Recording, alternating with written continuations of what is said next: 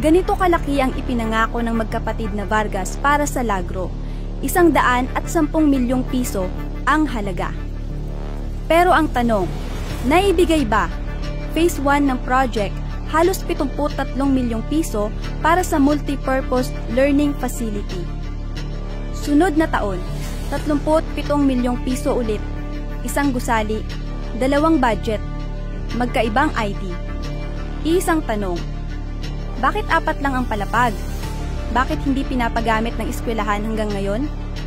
Tapos na raw, pero parang project na iniwan. Hindi lang tayo ang nagtatanong, mga guro, mga alumni, mismong residente, nagsusumbong na. Pera ng bayan nilustay, proyekto ng pangarap na uwi sa display. Ganito ba ang serbisyong Vargas? Puro TARP, walang resibo. At hindi lang ito, sa District 5 halos lahat ng proyekto ni PM Vargas unfinished. Flood control, kalye, pasilidad, puro bitin. Parang liderato niya, walang resibo, walang natapos, walang paninindigan. Ang tanging consistent, epal sa tarpaulin.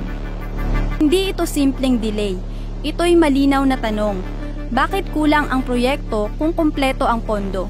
At bakit hanggang ngayon nakatiwangwang lang?